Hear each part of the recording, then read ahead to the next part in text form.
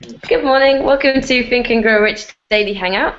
This is a daily hangout dedicated to Think and Grow Rich, funnily enough, and using the book to become more prosperity consciousness minded and to root out all the other stuff that we often get kind of used to as we're growing up here on this planet, I think, and living here, which is the kind of opposite of prosperity consciousness. So my name's Sandy Levesque, and here with Glenn Walker in Tennessee.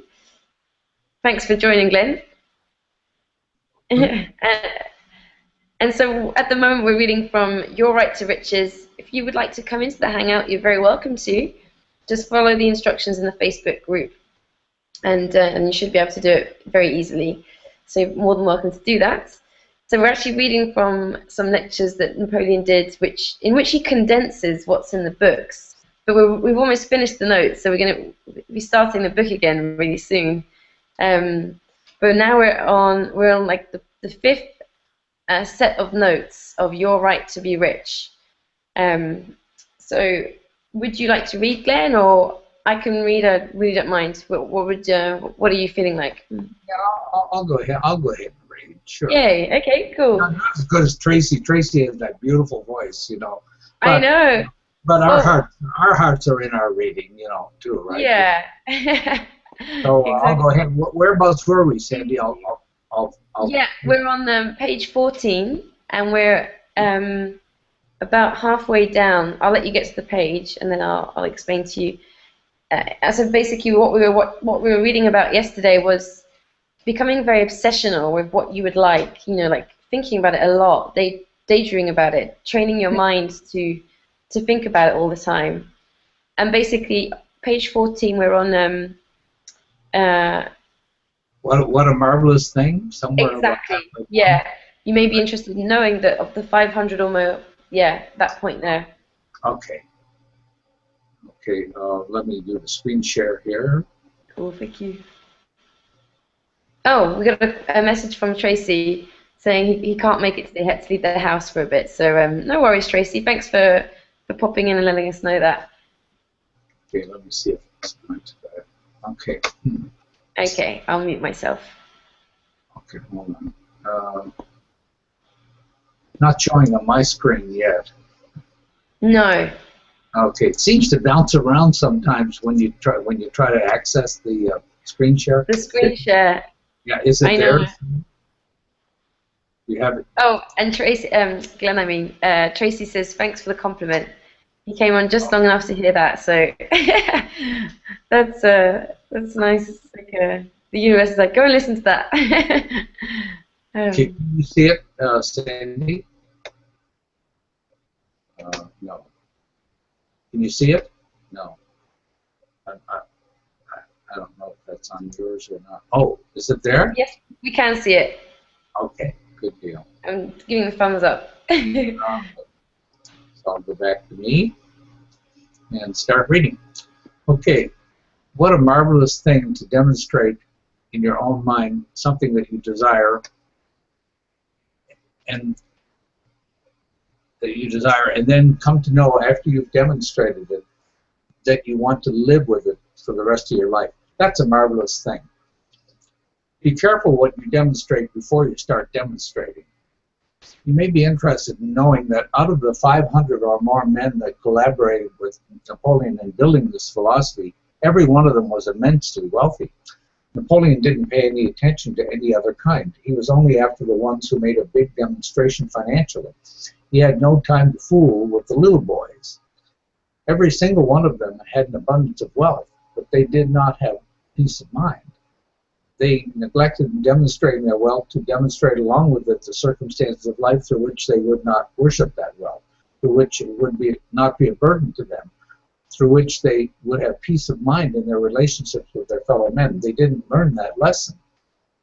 If those men could have had the remarks that Napoleon made when he stepped on the stage, if they could have had that lesson back in the early days before they became immensely wealthy, they would have learned how to balance themselves so it would not affect them adversely. To Napoleon, the most pitiful sight in the world was to see an extremely rich man who doesn't have anything else but monetary riches. And there are a lot of them in this world. The next most pitiful thing, and the next most pitiful thing is the boy or girl who's come into possession of great riches without having earned them. Your power of thought is the only thing over which you have complete, unchallenged control, controlled by the power of will. Self-discipline leads to sound physical health, leads to peace of mind through development of harmony within one's own mind. There was a time when Napoleon had very much more money in the bank, very much more, but he wasn't as rich as he was in 1954. He was very rich as of 1954 because he had a balanced mind. He had no grudges, he had no worries and no fears. He learned through self-discipline to balance his life. He was not entirely at peace with the income tax man. Napoleon and the audience laughed. But there was a big boy up somewhere looking over his shoulder that he was at peace with all the time, and he wouldn't have been at peace with him if he wouldn't have learned the art of self-discipline, reacting to the unpleasantries of life in a positive way instead of a negative way. Napoleon didn't know what he would do if somebody came up and slapped his face real hard for no reason. If he was close enough to him, he would probably hit him in the solar plexus and he would go down. But if Napoleon had a few seconds to think about it, instead of doing that, he would pity him instead of hitting him. He would pity him for being such a fool for doing a thing like that. A lot of things he used to do the wrong way, he started doing the right way because he learned to do them the right way through self-discipline. He was in a position to be at peace with other people, to be at peace with the world, at peace with himself, and at peace with the Creator. That's a wonderful thing to have, no matter what other kinds of riches you have. If you're not at peace with yourself and those you work with, if you're not at peace with them, then you're not rich. You never will be rich until you learn through discipline to be at peace with all people, all races, all creeds. Sitting in the audience were Catholics, Protestants, Jews, Gentiles, people of different colors and different races. But to Napoleon, they were all the same color, all the same religion. He didn't know the difference and didn't want to know the difference because in his mind there was no difference. Napoleon rose above the idea of letting petty things such as racial differences anger him or cause him to feel at the least out of step with his fellow man. He didn't let those things happen, but there was a time when they did happen. One of the curses of the world in which we live in America is that we haven't learned how to live with one another. We are in the process of learning. When we are all indoctrinated with this philosophy, we'll have a better world here in the United States. Self-discipline, remember this is 50 years ago they wrote this, right, too. Self-discipline enables one to keep the mind fixed on that which is wanted and off that which is not wanted. It didn't do anything else but that. If this lesson didn't do anything else for you except start you on the habit or a plan whereby you occupy your mind from here on out mostly with the things you desire and keep your minds off the things you don't desire. All the time you spend reading this will be paid back 1,000 times over if you just learn through self-discipline not to let your mind feed upon the things you don't want, from the miseries, upon the disappointments, upon the people who injure you. You have to take possession. You have to be the person in charge. Take possession of your own mind and keep it so occupied with the things that you want, the things that you want to do, the people that you like, that you have no time left to think about things you don't want or the people you don't like. Speaking about people you don't like, have you ever thought of examining very carefully the people as near as you can, without bias, the people you think you don't like, not to look for their faults to justify your opinion of them? Don't do that. That's very easy. That's the natural thing. That's what the weakling would do. A strong person will keep himself in subjection through self-discipline. He'll start looking in the life of the person he doesn't like for some of the things that he does like. If you look fairly and squarely, you'll find some of those things in every human being. If you look for it, you'll find it. If you don't look for it, you'll not find it. One of the evils back then is that when we come into contact with other people, if they give us the slightest reason on earth for doing it, we not only look for all of their shortcomings, but we multiply those shortcomings and step them up into something bigger than they are. That's a great discredit and disservice to the person who does it because you under-evaluate. You can under-evaluate your enemies to where they'll destroy you. You cannot underestimate your opposition. You have opposition, and you'll always have it. You can convert a lot of that opposition from enemies into friends if you adjust yourself and start to work on yourself first. Don't start to work on the other fellow to convert him over to your ways of thinking. Start working on yourself to become charitable, understanding, and forgiving. If a person injures you with or without propagation, he's lost the initiative, and you have it. And what is that initiative? You have the prerogative right to forgive and pity him, don't you? That's what you have. The 3 mental walls of protection against outside forces. This system worked like a charm for Napoleon. When you get out to where you have as many people knowing you as Napoleon did, and many beloved friends clamoring for appointments and so forth as he did, you have to have a system of choosing how many of them you'll see and how many of them you won't. That just goes without saying. You have to say that. You have to have that. Napoleon's beloved friends would have taken up all of his time if he didn't have a system of doing it. He kept most of them confined in dealings with him through his books. Then he could reach millions of them. But when they wanted to see him in person, he had a system for telling how many he could see him for a given length of time. The system was a series of 3 imaginary walls, and they were not so imaginary either. They were pretty real. The first one is a rather wide wall. It extended way out from Napoleon, and it wasn't too high, but it was high enough to stop anybody wanting to get over a wall and get to him with anything unless he gave him a good reason for wanting to see him.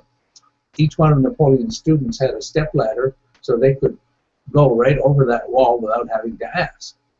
Outsiders who are not privileged as students would have to go over that wall and make contact in some sort of formal way. They couldn't just come in and ring his doorbell or telephone because his name wasn't listed in any telephone book. They would have to go through some formality. Why would Napoleon not just leave it down, let everybody come and see him and answer to all of the letters he received? Audience gives various answers. You may be interested in knowing that on one occasion Napoleon received 5 mail sacks of letters. He couldn't even look at outside of the letters, let alone open them. He didn't have enough secretaries to open the mail. Thousands of them were never even opened. They came from all of the country. As of 1954, it wasn't quite so bad, but back then, the very moment he got a little publicity about something, letters came to him from all over the country. There was a write-up about Napoleon in a 1954 issue of Printer's Ink, an American trade magazine that launched in 1988 by George P. Rowell. It was the first national trade magazine for advertising, was renamed Marketing/Communications in 1967 and ceased publication in 1972. And he got letters from people who knew him from 1916, 1919 in Chicago who didn't know he was there. You have to have a system. When they get over that first wall, they immediately come into contact with another wall, and that's not so big and not so commodious, but it's much higher, many times as high, and they can't go over that with a stepladder. But if you had something Napoleon wanted, you could get over it very easily. You could get over the second wall very, very easily if Napoleon was convinced that the time he were to devote to you was going to be of mutual benefit to both you and him. If it was something that was going to benefit you and not Napoleon, the chances are that you would not have made it. There are exceptions, but very, very few. Napoleon would use his judgment to where the exceptions came, and there was nothing selfish about that. It's a necessity. When you get over that second wall, you come in contact with one that's very much more narrow. It's as high as eternity. No living person ever gets over that wall, not even Napoleon's wife. She doesn't even try because she knows that Napoleon had a sanctuary of his soul wherein nobody but his creator and himself commune. Nobody at all. There is where Napoleon did his best work. When he went to write a book, he retired into a sanctuary, laid out that book, communed with his creator, get instructions, and then when he came to an intersection in life he didn't understand which way to go, he would go into a sanctuary, he asked for guidance, and he always got it. Always, always. Audience applauses. Don't you see what a wonderful thing it is to have this system of immunity? Don't you see how unselfish it is? Your first duty is to yourself. Shakespeare's marvelous poetic line, "To thy own self be true, and it must follow as night to day, thou canst not be false to any man." Napoleon was thrilled to the marrow of his bones when he first read that, and he read it hundreds of times, and he repeated it thousands of times. How true it is that your first duty is to yourself. Be true to yourself. Protect your mind. Protect your inner consciousness. Use self-discipline to take possession of your mind and to direct it to the things you want, and keep it off things you don't want. That's your prerogative. The Creator gave you that as the most important, precious gift of the Creator to mankind. You can do nothing less than to show your appreciation by respecting that gift and using it. Make up a list of 5 traits of personality in connection with which you need self-discipline for improvement. There's not a person in this world, if you'll really be honest with yourself, and if you don't know the answers, get your wife or husband. Find out 5 things in your personality that you need to change and write them down. Just for the sake of experiment, right now, write in your mind, just mentally, the first one. Surely you can think of one trait of your personality that you would like to change. You're not going to do anything about your defects until you take inventory of them and find out what they are. Get them on paper where you can see them, and then start in doing something about it. After you discover these 5 traits in connection with which you need to use self-discipline for improvement, you start in immediately to develop the opposite of those traits. If you're in the habit of not sharing your opportunities or blessings with other people, start in sharing, no matter how much it hurts. Start in where you are. If you're greedy or anything of that sort, start in sharing. If you've been in the habit of passing on little gossip to somebody, just stop it and start passing on complimentary things. You'll be surprised.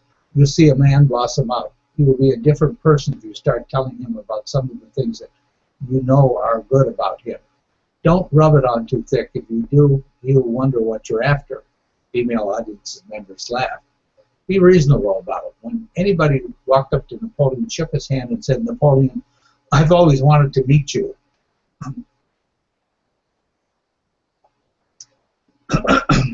I appreciate so much the books that you write, and I just wanted to tell you that I've found myself. I've been a success in a professional business now, and I owe it all to Think and Grow Rich, or the law of success. He knows that the man was he knew that the man was telling the truth, because you could tell by his tone of voice, the look in his eyes, and the way he took a hold of his hand. Napoleon appreciated that. If he stood there and rubbed it on out of proportion of what Napoleon deserved, he knew right away that he was getting ready for a touch of some sort. You do have to use discretion. Next, make up a list of all the traits of personality of those nearest to you, which you believe need to be improved by self-discipline. You'll have no trouble at all making up that list, and I want you to notice the difference as to the ease with which you carry out that transaction and the one where you're looking into your own traits of character that need to be changed. Self-examination is a very difficult thing, very difficult. Why is it difficult? Audience members, because we're biased. Napoleon, because we're biased. We think of whatever we do, no matter how it turns out, if we did it, it must be right. And if it doesn't turn out right, it's always the other fellow's fault somehow. Always. Some of these days, Napoleon is going to have somebody walk in and tell him that when they got into this philosophy, the trouble was not with the other fellow, it was with themselves. They started with self-discipline to improve themselves, and lo and behold, when they got their own house cleared, the other fellow's house was also clean. That's the way it will work out. It's astounding as to how many notes you can see in the other fellow's eye when you're not looking for those in your own eye. Everybody, before he condemns anybody, should go in before a looking glass and say, "Now look here, fellow. Before you start condemning anybody, before you start passing out gossip about anybody, look yourself in the eye and find out if you have clean hands." Remember that passage in the Bible, cast the first stone first before you condemn other people. When you make a practice of that, you'll get the point which you can forgive people for almost anything. Next, what is the... I was just going to say, I think that's a good break, because then he's talking about a new form of self-discipline. So thank you so much, Glenn. Oh, you're welcome, Sandy.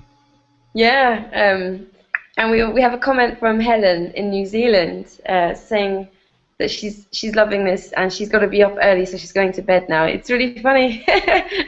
We're just getting up. Well, I'm just getting up. It's crack of dawn for Glenn, and for other people it's bedtime. So I love the Yeah, internet. the internet is phenomenal, right? I mean, it is, this Yeah, technology has given us a chance to connect all over the world, right? In a yeah, very positive way, too. exactly. I think if Napoleon was looking down, he would be quite happy to see stuff like this, and the other tale that go on, and how much his work still gets shared today. I believe that's because there's not been any as comprehensive work done since. There's tons of books on prosperity consciousness, but what he did in interviewing so many of them is just so unique, a lifetime's work. And I think people really sense that when they're reading it. It's got this extra special thing to it. It does. It does. It have a uh, great.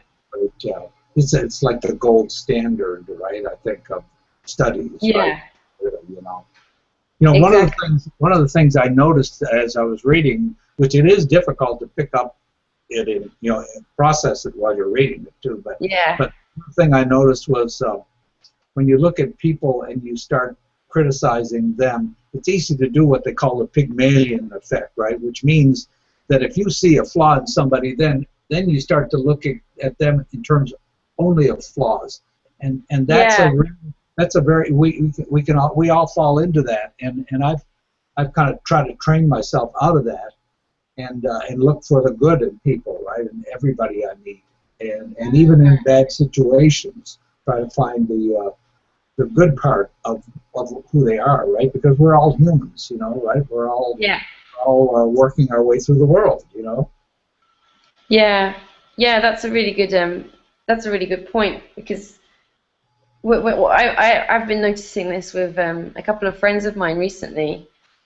Like one of them tends to sort of see the bad things in other people very quickly, and uh, and I noticed that the other friend now is always on the defensive, and and it's really interesting watching interactions between them because you can just see how it stops a lot of other things, like it stops them saying other good things about each other, and it just leads to quite a, and I think we all do it sometimes. It's just kind of a natural thing on this planet, but you can train yourself out of it, just as you said, Glenn, and just as Napoleon's suggesting here. I love that, looking for the good in people. I think Uh, that's a really lovely thing to do. Yeah. and we're humans, right? I mean, you have to allow for the faults in yourself and the faults in other people, right? I mean, you just have to realize that we're all trying to make it through this world Yeah, together, right? In a good way, in a positive way, in a fun way. exactly. Yeah, yeah, exactly. And he talks about this a lot in the personal statement of confidence, self-confidence formula. Sorry, that's in the book that I've started reading it every single day after I heard someone's amazing story of doing that. And one of the things it says in that is, I will. I think I have it with me. Oh no, it's upstairs. Um, It'd be I nice for you will. to read it someday, Sandy. Read your statement. I think I'd appreciate that because Yeah. it'll help me in thinking about growing mine too a little bit. Oh, thank you. Well, actually, the one that I'm reading it's I've just taken it directly from the book. It's like, first of all, I will. Oh God, I can't remember it now. I'm not very good at memorizing so far. um, but like, I'm actually going to change it because that lady that I talked about yesterday, who's had her first six-figure month on the internet, she Yeah. said that she also reads something a bit more like you're just alluding to, where what she would like, her purpose, how she would like to be in the world and what she'd like to achieve. So she reads that as well. So I think I'm going to do that too because I'm just reading this kind of general formula about self-confidence. And one of the things it says, I will develop a love of all humanity because I know that with any sort of negativity, envy, jealousy, hate, I cannot, I cannot become truly successful or something like that. And I remember the first time I saw that, a year ago or so, I remember at that point I was feeling quite, I didn't really love all humanity, to be honest. I was seeing humanity like six times a day, 6 times a week in my classes, feeling very tired and burnt out. And I was kind of resenting having to go to these classes all the time. And so when I read that, I was like, oh, really? How am I going to like love all humanity? And I can sort of see a year later now what he's talking about. That So see, you've grown. See, you've grown a lot in that year, right? I mean, yeah, in that regard, and I can see it myself. I mean, I feel it a yeah, lot, you know. And exactly. And actually, you'll see. Benjamin. Oh, oh, what? Just I was going to add something that one of them that Benjamin, hi Benjamin, has said in the Q&A that, and this is a really good point. It's exactly what we were just talking about.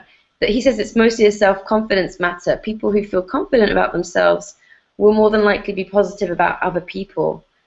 And I Right. think that's a really good point because when I was just feeling like that and not feeling good about people at all, my confidence was at an all-time low. Like, you know, Yes. It self-esteem goes. was so low. It does go And to. That's a great point, Benjamin. Yeah, it is. yeah, It is. It he's does. actually asking where you're from, Glenn, as well. Huh? He's actually asking where you're from, which, Oh, originally from Nova Scotia, Canada, right? And then spent 50 years in California, and then ah, Tennessee now for the last 5.5 years. so that's why you go to California quite a lot. I didn't realize you'd lived there for so Yeah. long. In fact, we're going Ah, to be going. We're going to be going for my youngest son's wedding. First time getting married at 45. oh, Yeah, yeah. wow. Next, I'm going a week from tomorrow, actually, Okay, heading yeah, to California. So I'll be off for a while, because yeah, sure. it'll be like 2 o'clock in the morning or something there. I don't Yeah, want to Pacific turn that time out. is really early. Oh, um, but yeah, and that's actually the thing about like when you're willing to look at what your own um, faults are. Or I don't. At the same time, I'm sort of weary of like some of the stuff that he says about you've got to like look at yourself and find what you need to improve and um, Self-examination is very hard. It's difficult to be objective, very difficult with yourself, right? And one of the exercises that I've done in the past is be in a group of people and have everybody else tell you their experience of you, right? And that's a very ah, sobering thing. It's a very sobering thing. It's a very, to have sit there and have 8 people around or 7 other people around you saying, my experience of Glenn is this. And so yeah.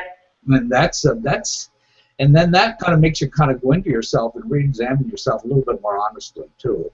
It's a difficult exercise. It's pretty tricky. We did that inside, by the way, and that was good. That was a good thing. Ah, oh, cool. Yeah, because I think that you just have to be careful of how you do this because sometimes, you know, for some people, they don't tend to judge themselves very much. They judge other people a lot, I've noticed. Yeah. And then some people judge themselves all the time, like they're always criticizing themselves. Um, We're and seeking balance, right? We're seeking balance. yeah, I think you want to become aware of yourself, but not necessarily do it from a place of, oh, why am I like that? Or like, I shouldn't be like this. No, Um, not beat up Chico, on you. Chico. Oh, sorry, one second. Chico, la, Chico. Sorry, Oh my goodness. one second. Ah, sí, where's your Chico? Ah, ¿qué pasa? ¿Me hizo nada?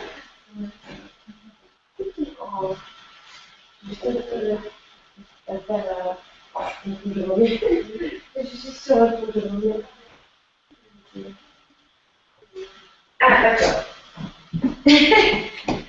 Hi, sorry. I heard him bark. I heard him bark. Yeah, Good, I know that my good. friend came home and Chico was going like growling and stuff, so I didn't want her to get attacked. So it's all good now. He's come back. Um, So I was just going to say, yeah, I think you can become self-aware of what would help you to work better and to move closer to your targets, but not do it from like this self-hatred space, which sometimes can be quite easy to do. For some people, I used to be very like that um, about myself, and I just think so. I think just be careful of how you think about it. You know, like look at what you could improve, but don't beat yourself up about it. Right. Exactly. Yeah. Yeah, because often we don't see what's good about ourselves. We tend to see what's not good. For some people, not this doesn't apply to everyone. I'm just really aware of the people it does apply to. So I just wanted to, Napoleon, I just would add this into your book if I was writing it. But I do think it's sometimes it is easy to see what we'd like other people to change as well. Like I still sometimes do that too. Yeah. You see someone being late and you're like, oh, why are they late? They're always late. And then you think, hang You on a know, minute, sometimes I'm late. Sandy, one thing about this, right? When you do this thing here, when you do that Yeah, point thing, the other one's pointing back at you, right? So you can take something yeah, from any time that you find a fault in another person, take a look at yourself and say, well, yeah, how am I exactly. factoring into that, right? How am I factoring into that? Yeah, exactly. And It- actually something that also helped me with that to understand that was that often when you're judging another person, it can often be because you're judging that same thing in yourself. You're actually judging you, but just the reflection of it. exactly. um, So, and that so can look happen a lot. look at this one, and then look at this one too. Look at both, right? Look at both when you do that, right? Yeah, Do yeah, that. exactly. And Look we've at just both. have some more comments here from Benjamin and Helen. By the way, guys, you're welcome to actually come into the Hangout. You're very welcome to do that, tomorrow whenever you'd like to. Um, so we Oh, have. oh, I'm just looking for the comments. Yeah, a good thing is to treat yourself like your best friend. You don't tear your friend down because he failed at something or because he's afraid to do something. You just reassure him and push him to do the right thing. Be your best friend. Yeah, exactly. That's really good advice. It's like you wouldn't be like you're so inconsistent and and that's really bad, or you're so like um naive. You'd say to yeah, your friend, you yeah. know, maybe you'd get to the things you want to do quicker if you were like working on them a bit every day. You'd sort of frame it differently, and I think that's what we can do here for ourselves. Uh, Oh, by the way, my grandson is arriving tomorrow from California, and so I'll be off probably Monday or Tuesday of next week because I think we're going to be out of town doing some things. okay, Um, but I'm tomorrow gonna be I won't be here. I'll be here tomorrow, okay. Cool. and then Yeah, that's a good point. Actually, I'm gonna be here on till the end of this week, and then Monday and Tuesday are going to be off for me too because I'm just arriving in Portugal, traveling yeah, again. So yeah, that's oh, we got a lot of things going on here. Yeah. yeah, I know.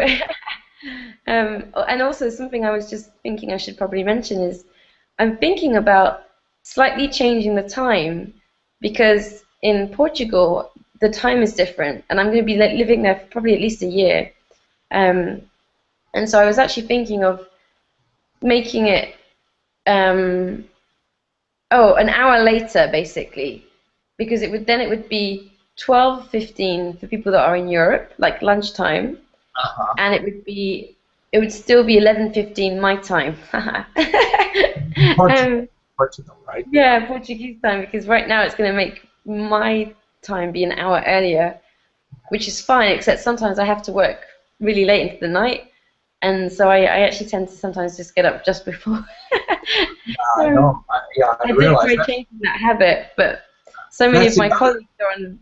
Yeah, that's Yeah, the so other side of the internet, right? Is the fact that it's kind of worldwide, and you have to accommodate so many different time zones, right? It's yeah, I yeah, know. I found it hard. I did actually change my schedule, my sleeping times to wake up really early, but then I found I was going to bed when all my friends were on the internet. yeah, um, so I'm sort of switching back again now. I'm just going to put this out there. I'm going to make a poll in the Facebook group because I don't want to just unilaterally change it for everyone. But I was thinking this could actually be better because that way people who have lunch breaks might be able to come on because there's a few people who are in Europe who can't watch because they're at work.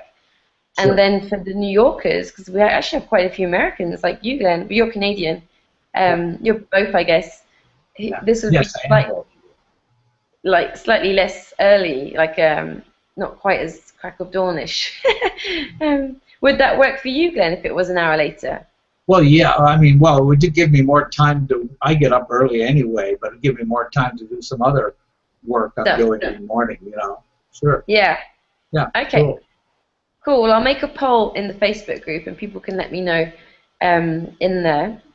And thank you so much for reading, Glenn. You're welcome.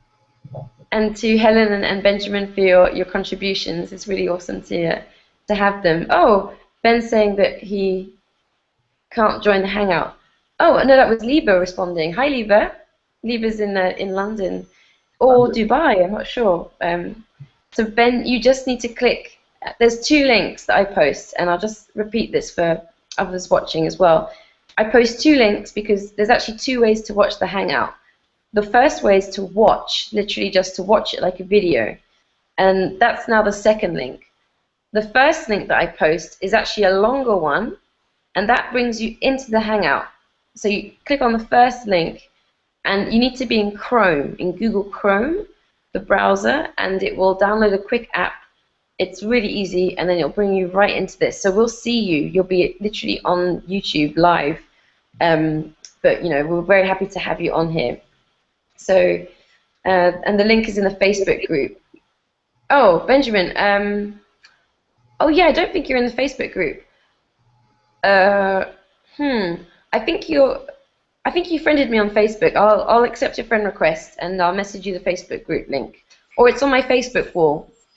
So people trying to get into the Facebook group, find me on Facebook, Sandy Levesque, and just type that into Google. You'll find me quite easily, and add me as a friend, and you can get into the Facebook group. It's also in the description of this event, even more easy than that. So you can go there. I just found that Facebook's a bit easier than Google because most of us are there more than Google. So thanks for everyone being here, and let's all go out and have a think about these 5 things that we could improve from a space of, okay, how can I get even better? Rather than, I need to get better at this. Yes, indeed. Yeah, and have a great day, everyone. Okay. Bye. Thank you. Bye-bye. See you. Bye, Glenn.